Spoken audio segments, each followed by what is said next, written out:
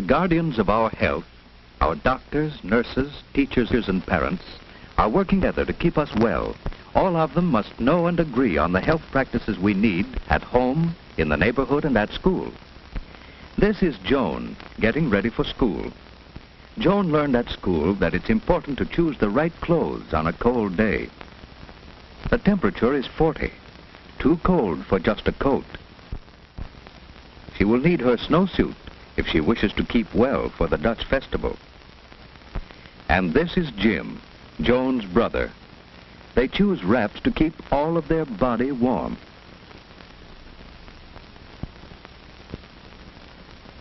Mother is good to see Jim looking so well this morning. Their color is good, their eyes alert. They're ready for work or play. Mother needs to get another supply of paper handkerchiefs.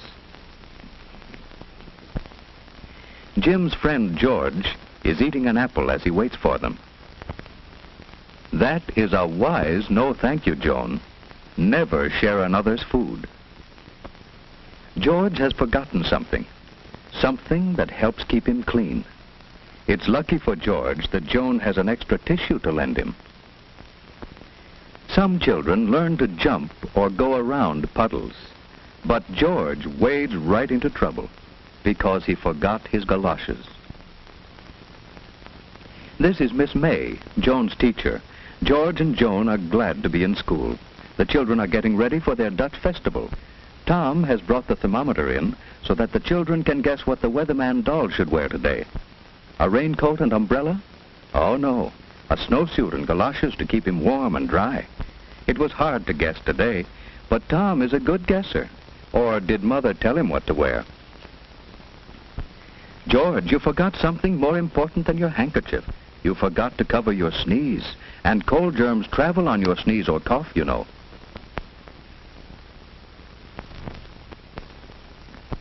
Why, cold germs can fly farther than Miss May can blow the feather. Cold germs can fly 8 feet to another child's nose, hand, or food. People who put fingers into their mouths make it easy for cold germs to come to them. No, not that way, George. Blow your nose gently, without pressing the opening of the nostrils closed. That's better. Oh, and your feet are wet. It's easy to catch cold when your body is chilly. You'd better go and see the school nurse. She'll help you. The nurse is examining Mary after her cold. 4 days at home with a cold keeps others from catching it and protects you from serious infections that follow colds. Now, George, who sent you in here? Miss May said I might be catching a cold. Well, what do you think? I'm hot and chilly. Well, did you sleep pretty well last night, and did you feel like getting up this morning? Did your breakfast taste good? I hardly had time to have my breakfast. I had an apple on the way. Now blow your nose, George. Oh, not so hard, gently. No pressure on the opening. Now let's look at your throat. Open wide. All right, now you sit down, and I'll take her. You moisten your lips and hold this under your tongue. Oh, your feet are wet too, George. Winnetka, 3, 2, 1. Hello, is it Mrs. Powell there? Yes. Well, this is Miss Wright, Mrs. Powell. George came in to see me a few moments ago with a cold. Yes, his throat is quite red and his feet are wet, too. I do think he'd be more comfortable at home in bed. Well, just a minute, please. Yes, his temperature is 99.8. Well, it is best to consult your physician if it goes over 100, especially during the cold season. Oh, that would be nice of you to call for him. Yes, he'll be right here in my office. Thank you so much. Goodbye. Joan's mother visits school to plan a health program. Joan must learn to take responsibility for keeping herself well. This weather chart keeps Joan alert to weather changes as she marks snowy or rainy days. Dressing this weather doll for outdoor weather helps Joan know what to wear herself. It will be better for Mother when Joan chooses wraps to suit the temperature instead of arguing about what friends wear. Mother and teacher check Joan's health habits. They plan better health practices for home and school. At school, Joan's committee keeps the washroom attractive with soap sponges, brushes, and signs. Others keep the closets neat with boxes for rubbers and hangers for clothes. Another records the temperature and tells us when we need heat or fresh air. One group keeps large drawing pencils scrubbed ready for use.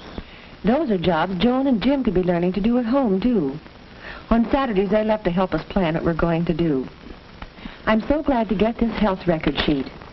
Your check on Joan's habits at school will help me plan a corrective health program at home. I'm going to find out what kind of health practices we use, and I must check on our equipment to see if we have the materials to carry on the school practices. Thank you for some grand ideas, Miss May. I'm going to visit school again some afternoon when I call for Joan. May I? Do come often. It is good for teachers and children to have parents visit school. Next morning, Joan's mother is inspecting the health materials in her home. Each one in the family needs a separate towel and washcloth. Mother has one for Jim and another for Joan, each with his own name. Joan's father made a box for her to stand on. It's no fun washing if you have to stretch or can't see into the basin. And here are new cups. Each can have his own cup now. It prevents catching another's cold. Why, Jim, why are you so cross? Father has taught Joan to spit into the toilet, for spitting spreads disease. Here are the spoons for your cod liver oil, Joan. It's extra sunshine for us in winter and spring.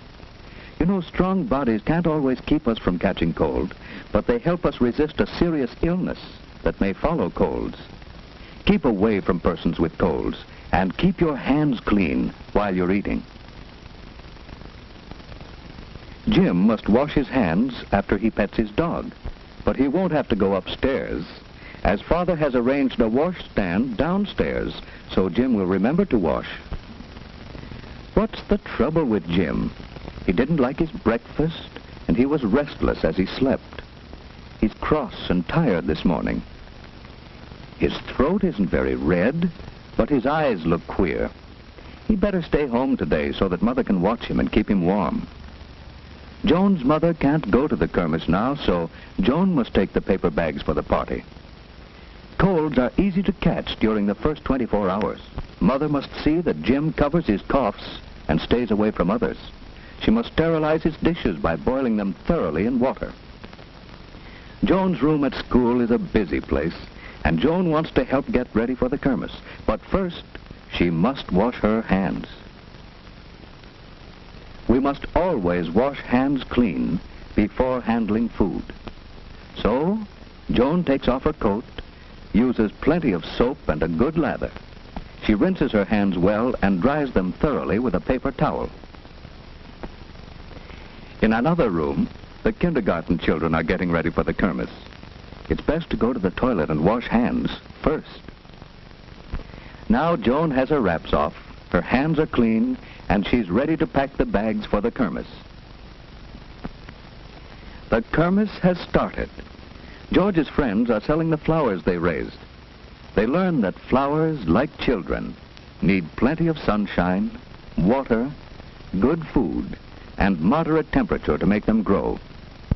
Joan's friends are selling cheese, and they are careful to keep the food clean. Everyone is having a good time, while poor George stays in bed.